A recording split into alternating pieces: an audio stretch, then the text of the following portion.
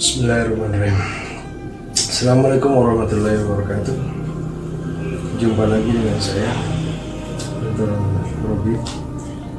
Kali ini kita akan berbicara tentang COVID-19, di mana terjadi peningkatan di Kota Balikpapan ini. Baiklah, kali ini kita tersambung dengan Dr. Afif, yaitu salah satu dokter di IRD Rumah Sakit Umum Dr. Kanudin Sudiatmoko, Balikpapan. Assalamualaikum Dr. Afif. Silakan dokter, perkenalkan diri terlebih dahulu. Assalamualaikum warahmatullahi wabarakatuh. Halo kawan semua, nama saya Afif. Saya adalah dokter yang saat ini sedang bertugas di Rumah Sakit Umum Daerah Dr. Kanudin Sudiatmoko, Balikpapan. Seperti yang telah kawan sekalian ketahui, di Kota Balikpapan saat ini sedang terjadi peningkatan kasus COVID-19 terkonfirmasi. Kenaikannya ini juga tidak main-main. Tertanggal 31 Juli 2020, kasus terkonfirmasi positif di Balikpapan sejumlah 498 orang. 109 orang diantaranya menjalani isolasi mandiri, 48 orang dirawat di rumah sakit, dan 16 orang dinyatakan meninggal dunia akibat COVID-19. Baiklah, bagaimana perkembangan COVID-19 di Kota Balikpapan ini, dokter? Hari ini, di Hari Kemerdekaan Indonesia, 17 Agustus 2020, kasus terkonfirmasi positif di Balikpapan sejumlah 1.026 orang. 162 orang diantaranya menjalani isolasi mandiri, 196 orang dirawat di rumah sakit, 60 orang dinyatakan meninggal dunia. Dalam waktu setengah bulan saja, kasus terkonfirmasi positif di Balikpapan bertambah 2 kali lipat. Sebentar, apakah peningkatan tersebut karena alat-alat pemeriksaan atau diagnostik laboratorium makin meningkat fasilitasnya, dok? Oke, mungkin penambahan jumlah kasus dikarenakan jumlah dan kecepatan pemeriksaan semakin meningkat. Tapi kalau dilihat lagi, pada akhir bulan Juli kemarin, proporsi orang terkonfirmasi COVID-19 yang isolasi mandiri dibandingkan yang dirawat di rumah sakit adalah 48 dibandingkan 109. Atau secara kasar bisa dikatakan 1:2.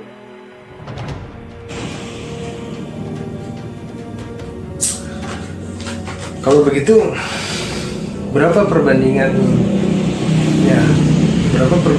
antara yang terkontaminasi dengan yang tidak, dok? Boleh diasumsikan bahwa dari 9 orang penderita COVID-19, 3 orang gejalanya cukup bermakna sehingga perlu dirawat di rumah sakit. 6 orang lainnya bisa isolasi sendiri di rumah.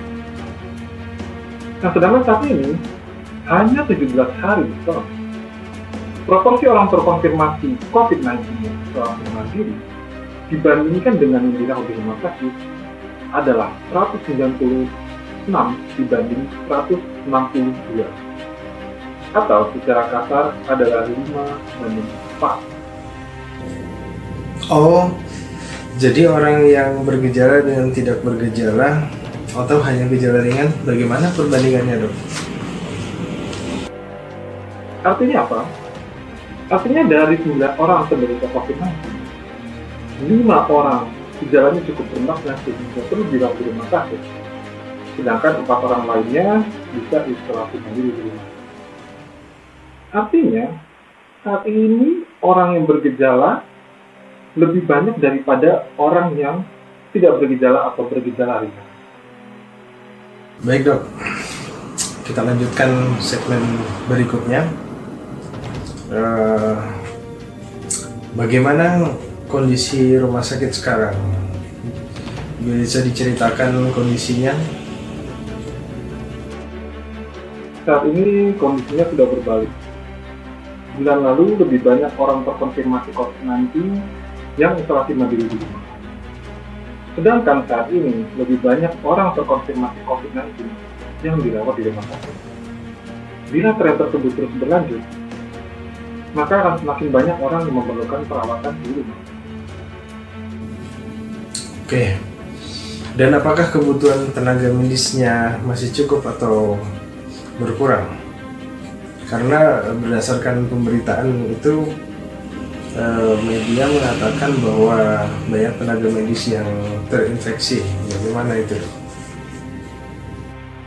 Kawan-kawan, saat ini kapasitas tempat tidur isolasi di Rumah Sakit Umum Daerah Dr. Kanwil Sejati Wibowo sendiri sudah mencapai batas maksimal. Untuk itu, kami memerlukan tenaga dari kawan-kawan sekalian dalam menangani COVID-19 di Rumah Sakit Umum Daerah Dr. Kanwil Sejati Wibowo (RSKD). RSKD membuka kesempatan bagi kawan-kawan perawat terampil untuk bersama menangani COVID-19 di RSKD. Baik. Kriteria yang dibutuhkan untuk bergabung bersama apa saja, Dok? Kriteria apa yang diperlukan? Kriteria yang dibutuhkan antara lain, yang pertama, pendidikan minimal D3 keperawatan. Kemudian yang kedua, diutamakan berusia kurang dari 40 tahun. Yang ketiga, diutamakan laki-laki, namun perempuan juga bisa asalkan bersedia mengikuti ketentuan khusus yang telah ditetapkan. Yang keempat adalah STR yang aktif. Kemudian yang kelima, sehat jasmani dan rohani. Tadi kan dikatakan bahwa rumah sakit membutuhkan tenaga medis. Jadi, apakah kriteria apa saja yang dipersiapkan oleh perawat yang akan bertugas di sana, Dok? Nah, apa yang perlu disiapkan untuk memasuki dunia per-COVID-an di RSKD ini? Yang pertama adalah cara memakai dan melepaskan APD. Hal ini penting karena cara memakai APD akan membuat kita terhindar dari infeksi COVID-19.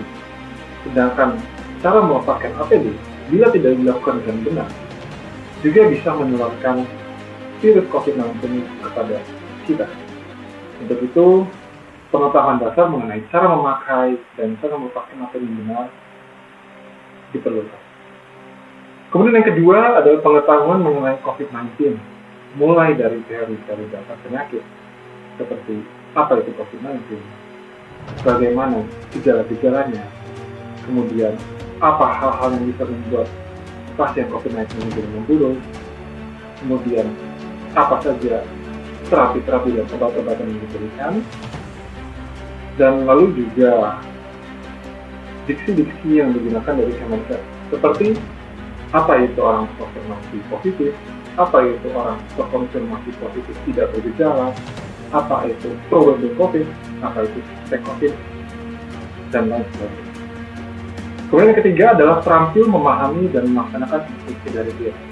Ini sangat penting karena kerja tim yang baik akan mengantarkan kepada hasil yang baik.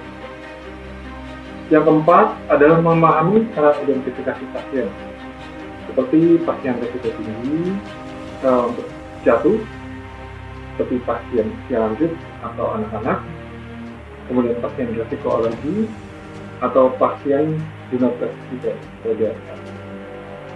Yang kelima adalah mengetahui obat-obatan yang memiliki bentuk atau nama yang sama, atau dalam kata lain, look-alike, sound-alike, sehingga tidak salah nantinya dalam memberikan obat-obatan. Baiklah, di sekarang segmen terakhir, kemudian apakah ada pesan-pesan kepada tenaga medis yang ada di seluruh Indonesia? Yang terakhir adalah disiplin, konsisten, dan berdedikasi. Karena COVID-19 ini bukanlah lomba lari jarak pendek, tapi adalah sebuah maraton. Sehingga diperlukan orang-orang yang sabar, yang istiqomah, yang konsisten, dan memiliki dedikasi yang tinggi terhadap pekerjaan. Demikian persiapan yang diperlukan untuk bergabung bersama di tim COVID-19 versi Desa dari Wibowo dari papan ini. Sampai jumpa teman, sampai bertemu di